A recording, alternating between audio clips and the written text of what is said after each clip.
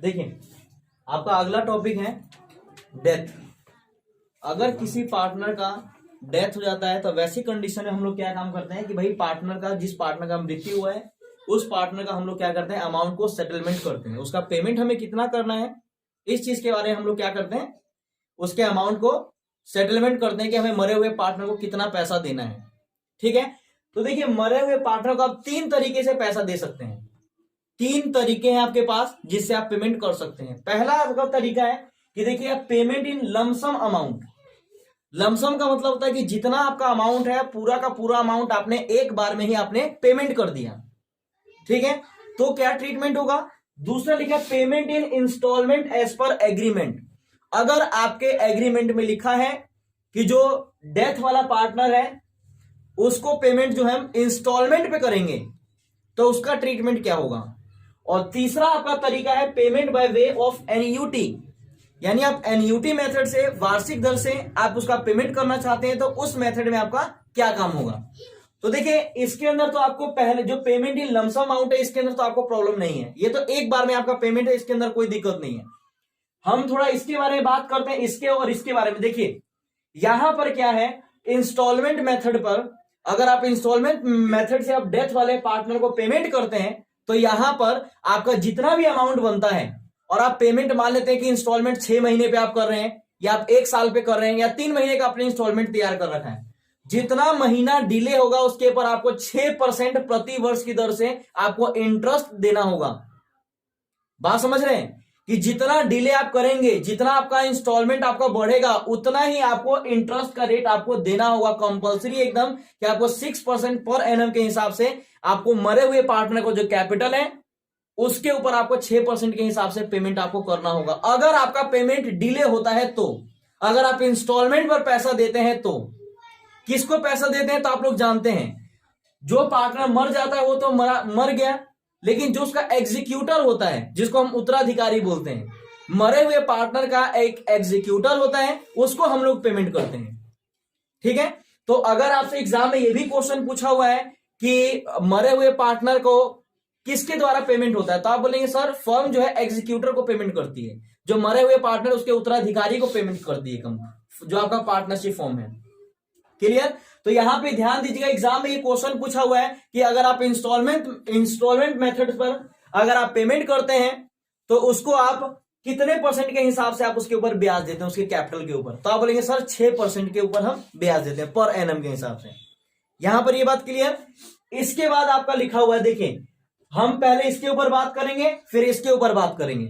सबसे पहले देखिए, अगर आपने क्या किया, मरे हुए पार्टनर को आपने एक बार में ही पेमेंट कर दिया, अगर आपने मरे हुए पार्टनर के उत्तराधिकारी को एक बार में ही पेमेंट कर दिया तो बिल्कुल आसान हो गया। आपका एंट्री क्या हो जाएगा, डायरेक्ट आपका एंट्री क्या हो जाएगा, आपको बताया था क्या एंट्री क्या हो जाएगा आपका,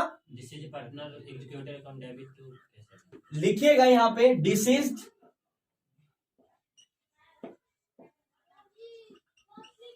partners capital account debit, this is partner sorry executors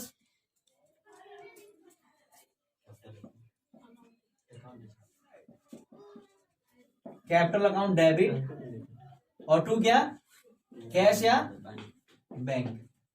ये एक बार में आपका एंट्री हो जाएगा, यानी मरे हुए पार्टनर के कैपिटल अकाउंट को हमने यहां पे क्या किया, डेबिट कर दिया, यानी एग्जीक्यूटर का टोटल मिला के executor account debit to cash या बैंक अकाउंट। क्लियर, अगर हम लमसम अमाउंट एक बार में मरे हुए पार्टनर का एक बार में पूरा का पूरा अमाउंट जो है हम क्या कर रहे हैं, पेमेंट कर दे रहे हैं, तो आप एक बार में एंट्री करेंगे executor account debit to cash या बैंक अकाउंट। यहां पे आपको ट्रांसफर नहीं करना है। देखिए दूसरा बात आया कि अगर आप पेमेंट कर रहे हैं इंस्टॉलमेंट बेसिस पे आप पेमेंट कर रहे हैं तो यहां पे आपका 3 प्रोसेस होगा। 3 प्रोसेस क्या होगा, सबसे पहला प्रोसेस होगा कि जो आपका मरा हुआ पार्टनर है उसके कैपिटल अकाउंट को हम ट्रांसफर करेंगे। किसके अकाउंट पे ट्रांसफर करेंगे, तो एग्जीक्यूटर के अकाउंट पे ट्रांसफर करेंगे। पहला काम ये होगा, ट्रांसफर करने का एंट्री होगा। दूसरा, अगर इंस्टॉलमेंट मेथड पे आप काम करते हैं तो आपको ब्याज देना होगा, ब्याज का हम लोग एंट्री करेंगे। और तीसरा, जब आप उसका इंस्टॉलमेंट का पेमेंट करेंगे तो उसका एंट्री हमें करना होगा। ठीक है, तो सबसे पहले देखते हैं ट्रांसफर करने का एंट्री। जो पहला एंट्री होगा, अगर आप इंस्टॉलमेंट मेथड से काम करते हैं तो सबसे पहले स्टेप पे आपको ट्रांसफर करने का एंट्री करना है। तो ट्रांसफर करने का एंट्री आपका क्या हो जाएगा, बोलिए। आप लिखिए this is partner capital account debit, this is partner capital account debit, और क्या टू किसको, दिस इज पार्टनर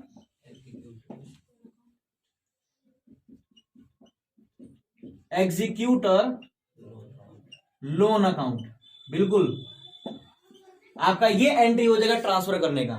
यानी मरे हुए पार्टनर का जितना भी कैपिटल था उसको हमने कहां पर ट्रांसफर कर दिया, एग्जीक्यूटर के अकाउंट में। दूसरा आपका स्टेप नंबर 2 का होगा, दूसरा एंट्री क्या होगा कि देखिए, अगर आप इंस्टॉलमेंट में पेमेंट करते हैं, मतलब मान लेते, देखिए इंस्टॉलमेंट का मतलब बस इतना समझ लीजिएगा कि आज हमने अमाउंट तय किया कि आज कोई पार्टनर मर जाता है, उसका अमाउंट मान लेते हैं आज की डेट तक उसका 5 लाख रुपए उसका पेमेंट होता है। लेकिन हमने क्या किया, बोला कि यार इतना ज्यादा अमाउंट है, एक बार में इसको पेमेंट करेंगे तो फर्म का फाइनेंशियल स्थिति खराब हो जाएगा, यानी फाइनेंशियल पोजीशन इधर उधर हो जाएगा। जैसे 5 लाख रुपए एक बार में फर्म से 5 लाख रुपए आपका निकलेगा तो प्रॉब्लम हो जाएगा। तो इसकी वजह से हमने क्या किया कि हम आपको एक इंस्टॉलमेंट में पैसा देंगे, लेकिन उसका पैसा तो बैठा का बैठा नहीं रहेगा मरे हुए पार्टनर का।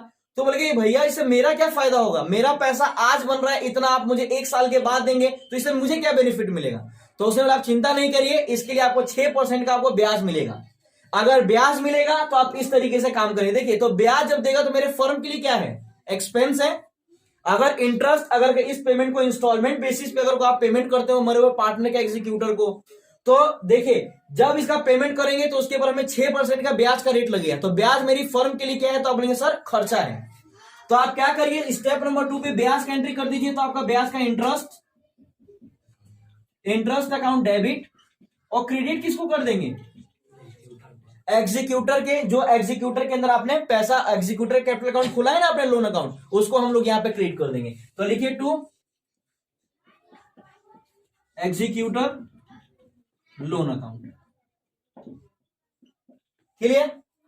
तीसरा आपका बोला हुआ स्टेप नंबर 3 पे, स्टेप नंबर 3 पे आपको क्या काम करना है। स्टेप नंबर 3 पे आपको जो भी आपका इंस्टॉलमेंट बनता है, जैसे मान लेते हैं कि 1 लाख का, जैसे 5 लाख उसको पेमेंट करना था, 1-1 लाख का उसने 5 साल में तय किया कि हम 5 बार में 5 इंस्टॉलमेंट पे हम क्या करेंगे, इसको पेमेंट कर देंगे इंस्टॉलमेंट पे।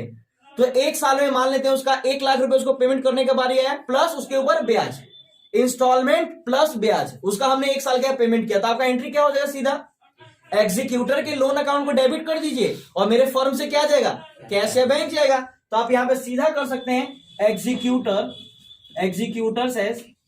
एग्जीक्यूटर्स लोन अकाउंट डेबिट, और टू क्या, टू कैश या, बस ये आपका एंट्री हो गया, सिंपल। और देखिए एग्जीक्यूटर लोन अकाउंट के अंदर यहां पर आपका इंस्टॉलमेंट, जो भी आपका इंस्टॉलमेंट होगा, मान लेते हैं इंस्टॉलमेंट जैसे हम 1 लाख का बोल रहे हैं इंस्टॉलमेंट, और प्लस इसके ऊपर जुड़ जाएगा ब्याज, यानी इंस्टॉलमेंट और इंटरेस्ट, मतलब 10,000 हो चाहे 15,000 हो, 1 लाख वो और 15,000 का ब्याज, यानी 1,15,000 रुपए इसको पेमेंट करना होगा फर्म को। तो ये आपने देखा, अगर इंस्टॉलमेंट के ऊपर हम क्या करते हैं, मरे हुए पार्टनर को, एग्जीक्यूटर को पेमेंट करते हैं, तो यहां पे आपका क्या एंट्री बनता है। तो आपने कहा सर इसके अंदर 3 एंट्री बनेगा। सबसे पहले मरे हुए पार्टनर का जो कैपिटल है उसको हम ट्रांसफर करेंगे एग्जीक्यूटर के अकाउंट में, तो उसका आपने एंट्री किया, deceased partner capital account debit to deceased partner executor loan account, आपने पहला ये एंट्री किया। दूसरा आपने ब्याज का एंट्री किया। ब्याज का एंट्री हम क्यों करेंगे, तो आप जान रहे हैं, क्योंकि आप डिले कर रहे हैं उसके पेमेंट के लिए, जिसके चलते उसके कैपिटल के ऊपर ब्याज आपको देना होगा।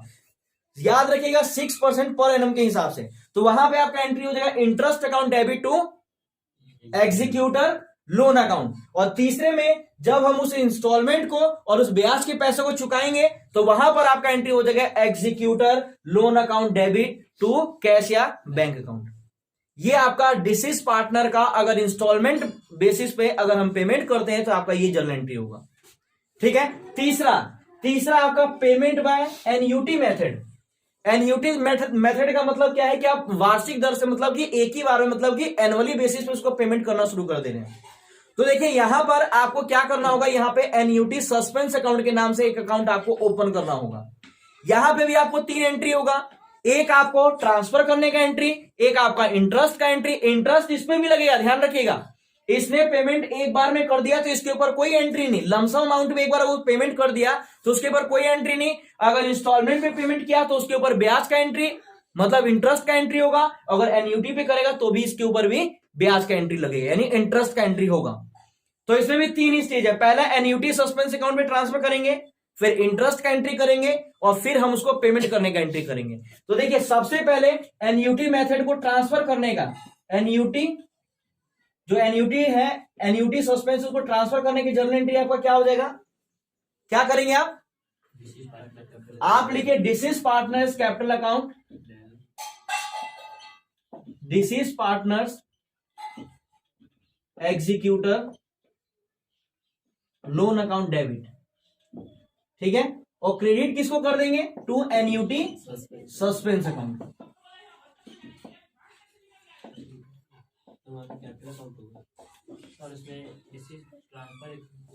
ठीक है, कोई बात नहीं। Deceased partner executor loan account debit, ये capital, deceased partner capital executor loan account debit to NUT suspense account. दूसरा आपका क्या हो जाएगा, दूसरा आपको क्या हो जाएगा, इंटरेस्ट का। तो आप इंटरेस्ट फिर मेरे बिजनेस के लिए खर्चा, मेरे पार्टनरशिप के लिए, तो इंटरेस्ट अकाउंट डेबिट और टू क्या, टू एनयूटी सस्पेंस अकाउंट को फिर दोबारा क्रेडिट कर दीजिए। तो यहां पे आपने लिखा एनयूटी सस्पेंस अकाउंट। ये आपका किस चीज का एंट्री हुआ, ये आपका इंटरेस्ट का आपका एंट्री हुआ, ठीक है। और तीसरा आपको क्या है, पेड का एंट्री है। तो पेड का एंट्री आप लोग तो जानते ही हैं।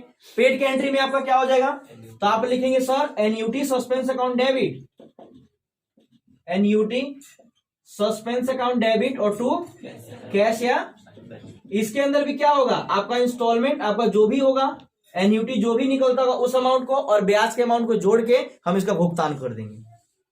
यहां पर हमने पढ़ा कि अगर पार्टनर मर जाता है तो उसका हम पेमेंट का सेटलमेंट कैसे करते हैं। तो हमने 3 तरीके से पढ़ा है। पहला है आप लमसम अमाउंट में उसका पेमेंट कर सकते हैं, दूसरा है उसको इंस्टॉलमेंट मेथड पे आप पेमेंट कर सकते हैं, और तीसरा है आप उसको एनयूटी बेसिस पे उसका पेमेंट आप कर सकते हैं। लमसम में हमने पढ़ा कि पूरा का पूरा अमाउंट फर्म एक बार में पे कर देता है, तो उसका एंट्री सीधा आपका क्या पड़ा कि deceased partner executor account debit to cash या बैंक अकाउंट। अगर इंस्टॉलमेंट में करते हैं तो आपको ब्याज का रेट लगेगा यहां पर, क्योंकि वो मरे हुए पार्टनर का कैपिटल बैठा हुआ नहीं रहेगा, तो उसके ऊपर आपको 6% पर एनम के हिसाब से आपको ब्याज का रेट देना पड़ेगा। तो वहां पे आपको 3 एंट्री है, पहला ट्रांसफर करने का, दूसरा इंटरेस्ट का और तीसरा है आपका पेमेंट करने का। तो ट्रांसफर करने का एंट्री क्या हो जाएगा, deceased partner capital account debit to deceased partner executor loan account को क्रेडिट कर देंगे। इंटरेस्ट का एंट्री क्या है, तो interest account debit to executor loan account को क्रेडिट कर देंगे। और पेमेंट का एंट्री क्या हो जाएगा, deceased partner executor account debit to cash या बैंक अकाउंट। ये एंट्री आपका हो जाएगा। और अगर एनयूटी से करते हैं, यानी वार्षिक दर से, एनयूटी का मतलब वार्षिक होता है कि मतलब कि साल भर पे आप पेमेंट कर रहे हो उसका, तो अगर ऐसा कंडीशन है इसमें भी आपका 3 होगा, पहला ट्रांसफर करने का, दूसरा आपका इंटरेस्ट का और तीसरा आपका पेड करने का। तो एनयूटी में, एनयूटी सस्पेंस अकाउंट में ट्रांसफर करने का एंट्री सेम वही कि deceased partners capital account debit to NUT suspense account. Interest का तो interest account debit to NUT suspense account, और तीसरा पेड करने का कि annuity suspense account debit to cash या बैंक अकाउंट। इस